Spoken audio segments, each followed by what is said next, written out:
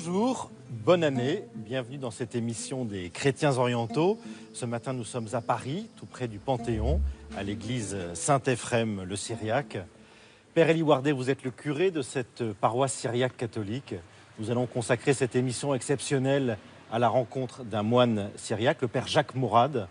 Il est de Syrie, il a malheureusement été kidnappé, enlevé pendant près de 5 mois. Il était l'abbé d'un monastère, le monastère Mar Elian, qui était situé pas très loin de Homs.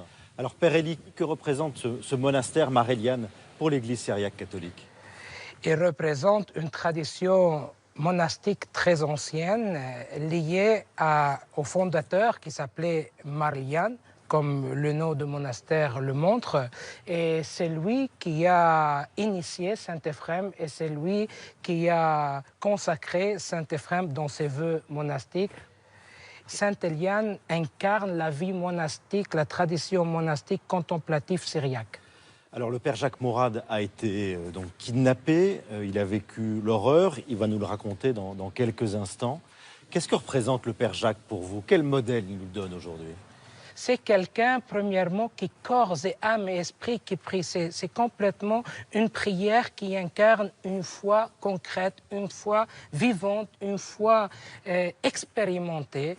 Et donc c'est pour moi un modèle, quelqu'un qui est affermi dans la foi. Et deuxièmement, c'est un modèle d'ouverture à l'autre. Et je veux vous dire cette chose merveilleuse, c'est la première fois pour moi que je vois que tellement même des musulmans du village de Kharitaine, ils sont tellement attachés à cette personne, tellement ils considèrent cette personne comme leur père spirituel, même à eux. Ils disaient de lui comme s'il est le cheikh ou l'imam de ces musulmans, de cette population. Pour moi, encore, c'est un modèle de convivialité avec l'autre, avec sa différence, et quoi que ce soit sa doctrine, quoi que ce soit sa couleur. Merci Père Élie, merci de nous accueillir. Et je vous propose tout de suite de revenir en images sur l'histoire douloureuse du Père Jacques. Situé entre Palmyre et Homs, le monastère de Mar Elian date des tout premiers siècles du christianisme. La tradition nous dit que Saint Elian a reçu les vœux monastiques de Saint Éphrem au IVe siècle. Saint Éphrem est le premier docteur oriental de l'Église catholique. Le monastère est situé dans la ville de Kharitaine. Ancré dans la tradition, il est aussi avec la paroisse de la ville un lieu dynamique, fort d'une communauté nombreuse et vivante. Le Père Jacques Mourad était à la fois l'abbé du monastère et le pasteur de la paroisse. Ici, chrétiens et musulmans vivaient en parfaite harmonie, jusqu'au 7 mai dernier, date où des radicaux étrangers à la ville viennent kidnapper le Père Jacques et un diacre. Sachez qu'un prêtre de l'église syriaque catholique de Homs a été enlevé. Le Père Jacques Mourad a été emmené par 3 hommes masqués alors qu'il se trouvait dans son monastère. Cet homme, comme son prédécesseur, l'italien Paolo Dalloglio, disparu depuis 2 ans, travaille pour le dialogue interreligieux. La folie de Daesh va jusqu'à détruire à la pelleteuse le monastère, faire exploser la tombe de Mar Elian du IVe siècle. La volonté est de raser le passé chrétien de la Syrie. Après l'enlèvement du Père Jacques, 250 chrétiens furent aussi kidnappés. À l'issue de 4 mois de captivité, le Père a été libéré, ainsi que ses fidèles, dans des conditions qu'on ne peut dévoiler pour des raisons de sécurité. Il s'est rendu à Lourdes il y a quelques jours pour remercier la Vierge Marie et est passé par Paris avant de retrouver ses paroissiens.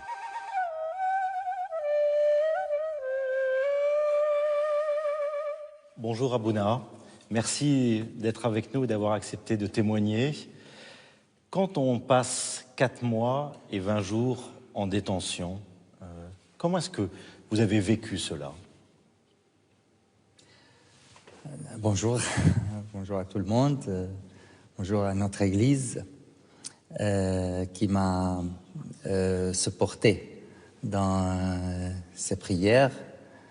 Surtout, je veux transmettre mes remerciements à notre pape François qui a prié pour moi, pour le Père Paolo et pour tous les prisonniers de la Syrie. Oui, parce que rappelons que vous avez pu être libéré, mais rappelons le Père Paolo Ça fait plus de 2 ans maintenant. 2 ans et demi. Les évêques d'Alep et de nombreux prêtres et fidèles sont toujours prisonniers. Ouais. Pour cela, la joie de cette libération ne se complète pas si on n'aura pas la joie de rencontrer les évêques, les prêtres et tous les prisonniers partout en Syrie. Et bien sûr, sans avoir la paix. C'était une expérience de vivre l'Évangile. Beaucoup des versets de l'Évangile a été comme des flashs qui venaient toujours dans les moments justes, dans ma mémoire, dans mon cœur, pour me renforcer, pour me stimuler dans ma foi et dans mon témoignage aussi devant eux. À Bouna, vous avez subi des violences, vous avez été menacé, on a fait des simulacres d'assassinat. Qu'est-ce qui vous a aidé à tenir le coup pendant toutes ces longues journées difficiles? C'était facile. C'était dur, mais c'était facile. Je pouvais être pour longtemps comme ça. Parce que cette période de prison, je l'ai considérée dès le début comme un temps de retraite. Le prison est devenu pour moi une cellule, un ermitage. Alors je passais toute la journée à prier. Quel est le meilleur que de prier, que d'être devant notre Créateur et notre Sauveur et de s'abandonner tous les jours dans ses mains. Quel était le sens de votre prière? Vous priez comment? Pour qui? Pourquoi? Alors, il y avait des prières principales que je faisais durant la journée, tous les jours. Les psaumes, chanter les psaumes et le chapelet. Quand je commence à prier le chapelet, le bon Dieu me donne, par l'intercession de la Vierge Marie, me donne de paix et de sérénité. Et la prière qui était très chère à mon cœur et que je priais tous les jours depuis le début de mon chemin dans ma vie consacrée, c'était la prière de Charles de Foucault. Mon Père, je m'abandonne à toi. Oui, voilà. Alors, et cette prière, ça m'a beaucoup aidé pour accepter l'avenir. Ça veut dire le moment de la condamnation, on dit, quand il coupe la tête. Oui, oui. À accepter ce moment.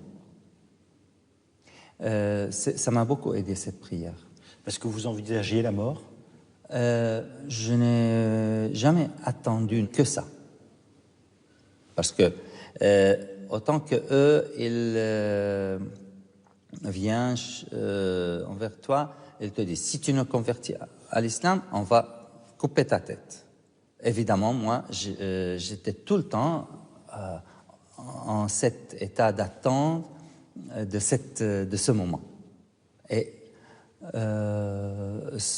souvent, quand j'ai eu des moments de colère, j'ai voulu qu'ils viennent, fais ça vite, vas-y, termine. Parce que j'étais sûr que la miséricorde de Dieu efface mes péchés et il m'embrasse dans ses bras. Oui. Père, je vous propose qu'on s'arrête un moment, qu'on revoie des images que nous avions tournées en mars 2011. Je crois que nous étions une des dernières équipes de télévision à aller en Syrie, au moment où c'était calme. Nous avions filmé, notamment à Alep, des églises. Ces églises n'existent plus aujourd'hui, Oui. mais je crois qu'elles sont aussi le témoignage de foi et d'espérance du peuple chrétien de Syrie.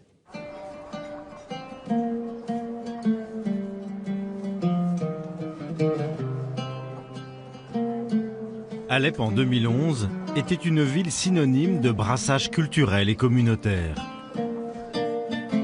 Les chrétiens et les musulmans vivaient en parfaite harmonie. Au carrefour de l'Orient et de l'Occident, les souks, églises, mosquées et la citadelle étaient la fierté de la ville.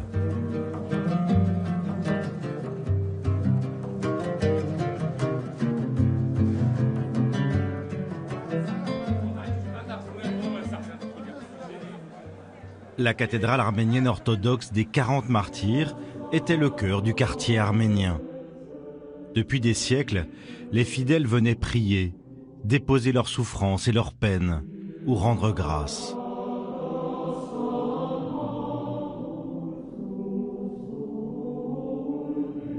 Ici, les étapes de la vie étaient célébrées.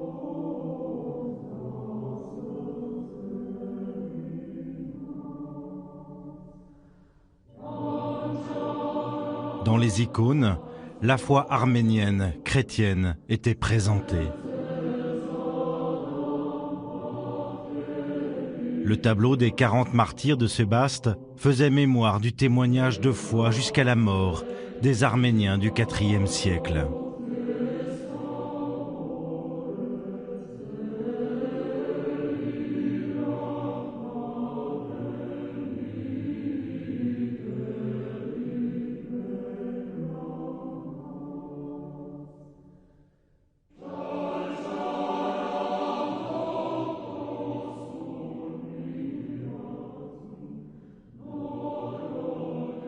Ce tableau du jugement dernier offrait une puissante méditation sur le paradis et l'enfer pour tous, même pour ceux qui ont réduit à néant ce trésor en avril 2015.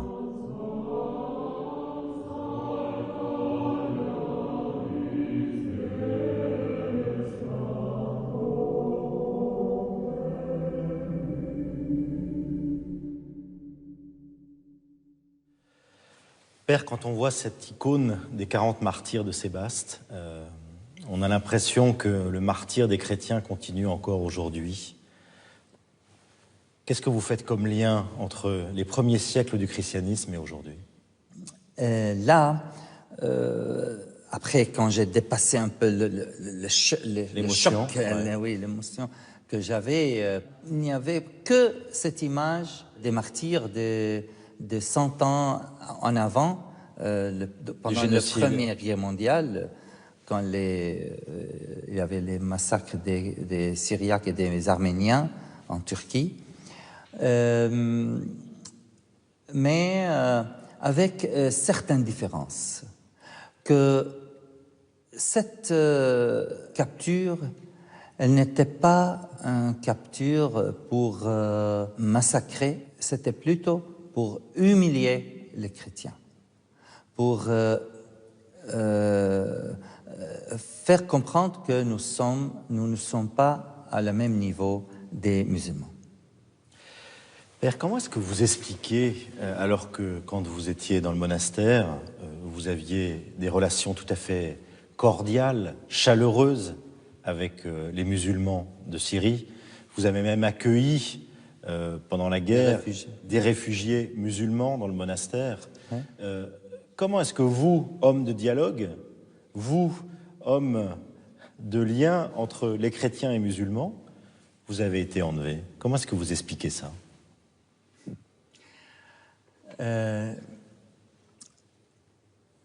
Tu sais que dans la théologie, dans la spiritualité chrétienne, on parle de diable de lumière. Je ne sais pas si en français c'est correct, mais souvent le diable, il nous tente avec de bonnes choses. Alors c'est aussi le contraire. Quand nous sommes dans un milieu où on vit des choses bien, on est bien ensemble, etc., il y aura quelqu'un qui devient jaloux, qui n'accepte pas que différentes personnes soient bien entre eux et gentils, et ils s'aiment, et ils s'ouvrent, et ils aident l'un l'autre, etc. On peut avoir de la jalousie, mais détruire Oui. des hommes, détruire des pierres, non. La destruction du monastère, c'est sur un autre point de vue. C'est pour une autre raison. Parce que pour ces groupes de l'ISIS, effacer la civilisation, les autres civilisations, effacer la culture, effacer tout ce qui est hors de Coran, ça c'est leur mission.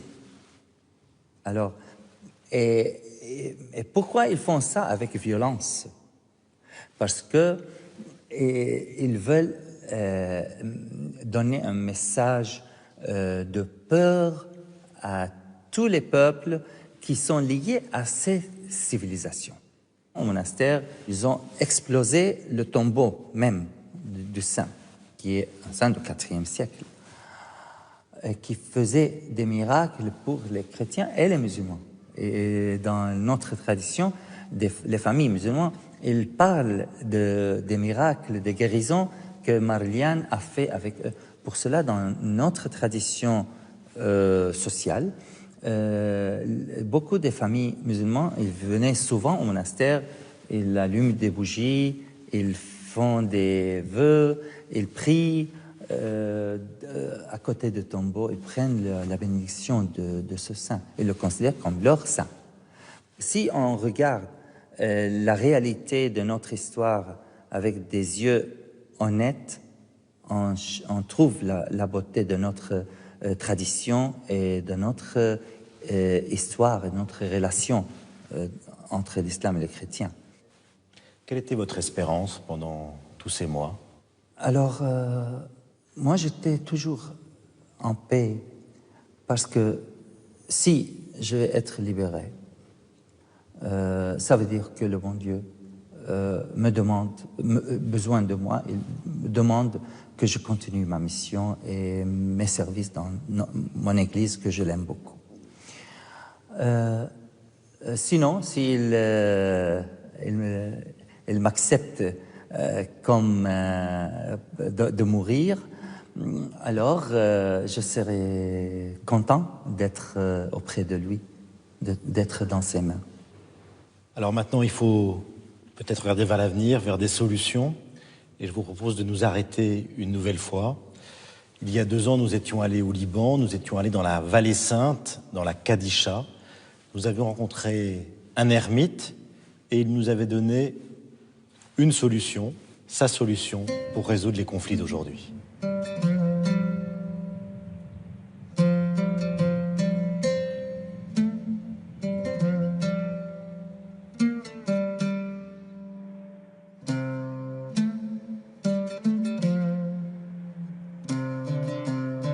J'espère que je vis pas seulement clos et fermé dans ma cellule devant le Saint-Sacrement.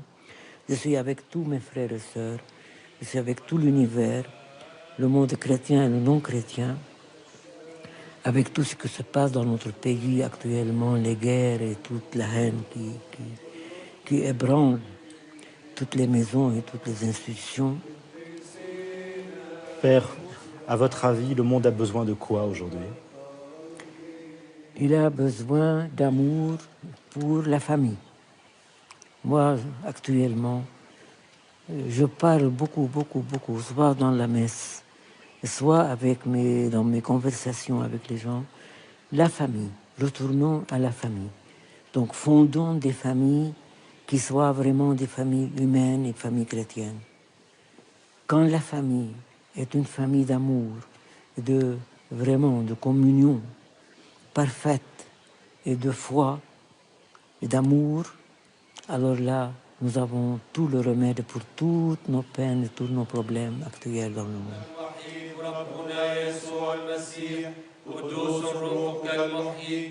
Vous pensez que toutes les tensions aujourd'hui du Moyen-Orient peuvent se résoudre? Oui. La famille. Oui, parce que les combattants n'ont pas de famille. Ils viennent de vivre. Voilà. On les ramasse, on leur donne de l'argent et des armes et à les combattre. Ils n'ont pas de famille. Ils sont déracinés. Des gens déracinés se jettent comme ça dans l'eau et font le mal qu'ils font. Mais quand il est enraciné dans une famille, il a un père, il y a un maman, il y a un frère, il y a une sœur, il y a une famille, il y a un village, il y a une patrie. C'est tout autre. L'homme est différent. L'incarnation, c'est ça le mystère de l'incarnation. Si Dieu s'est fait incarner dans la personne de Jésus, c'est ça. Dans la famille.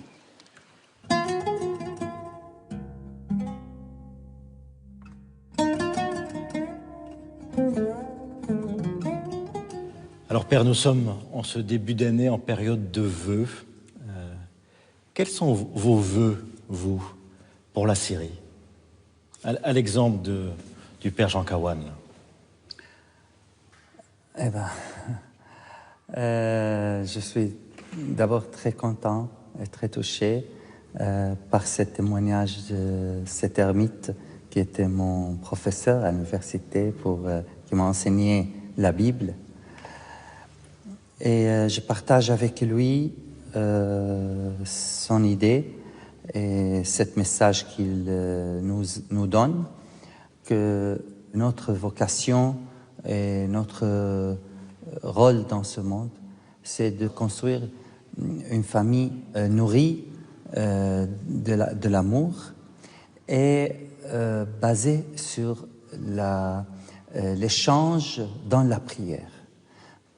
Je crois que un des raisons le plus qui donne un sens à la vie, c'est la prière. Et c'est grâce à la prière que moi j'étais sauvé. Et que les chrétiens de Qaryatain, ils ont été sauvés. Vous avez prié beaucoup la Vierge, vous êtes allé à Lourdes il y a quelques jours. Oui. Pour le remercier, parce que j'ai fait un vœu. J'ai demandé à notre mère si vous m'aidez à retourner à la liberté, à la vie, je vais faire un pèlerinage où tu es à Lourdes pour te remercier. Et c'était un temps de grâce, c'était un temps très fort. Et j'ai eu beaucoup de signes des autres personnes qui ont prié à Lourdes pour moi aussi. Et ça m'a beaucoup touché. Là, on a expérimenté la force de la prière. Il faut qu'on croie de nouveau à la force de la prière qui fait des miracles.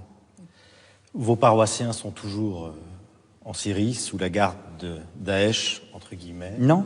Non? Non, ils sont déjà libérés. Ils vivent dans 2 villages près de Homs.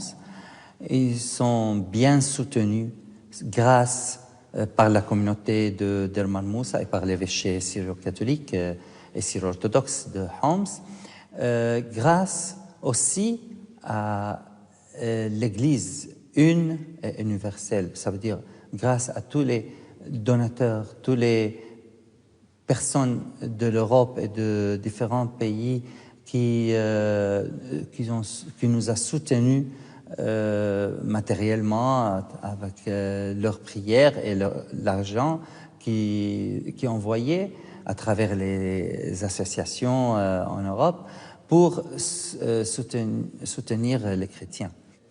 Qu'est-ce que vous attendez de l'Occident aujourd'hui? D'abord, de continuer à prier pour la paix, parce que notre problème au Moyen-Orient, il a besoin d'un miracle. Alors nous attendons un miracle. Mais les miracles, ce n'est pas un acte magique. Les miracles, c'est un chemin à faire.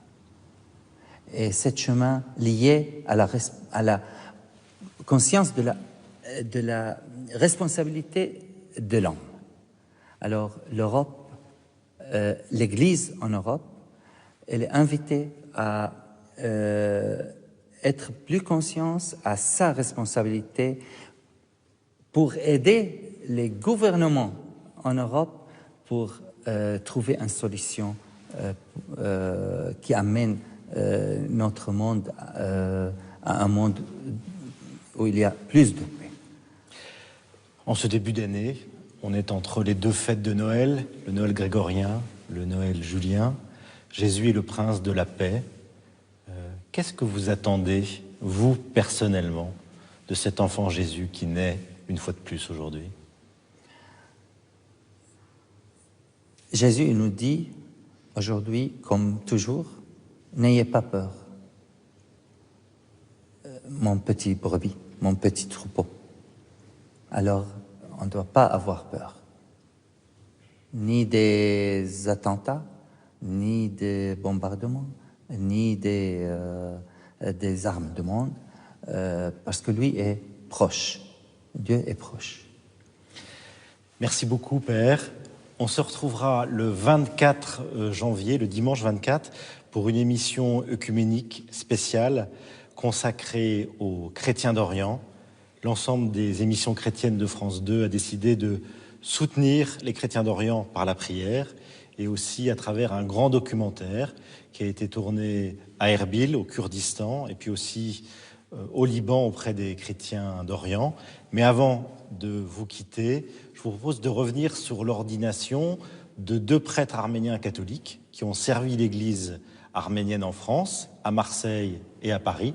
C'était il y a quelques semaines au Liban.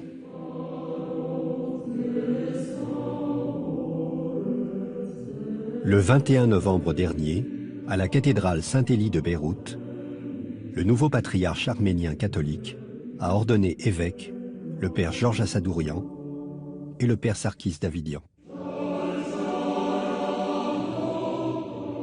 Au cours d'une belle célébration, il a effectué avec l'ensemble des évêques présents de nombreux gestes pour consacrer par l'huile sainte, le Miron, les 2 nouveaux successeurs des apôtres.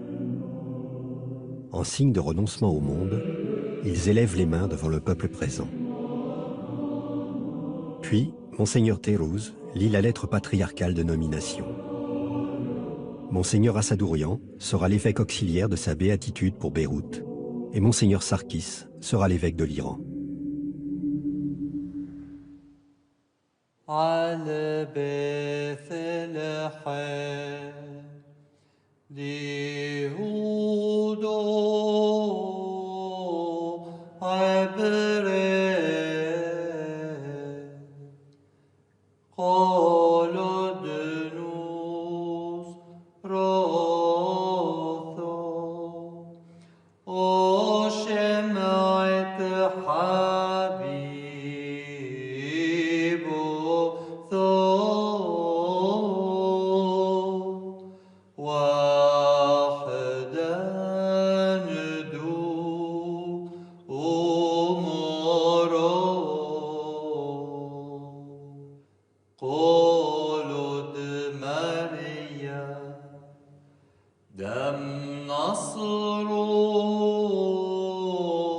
لا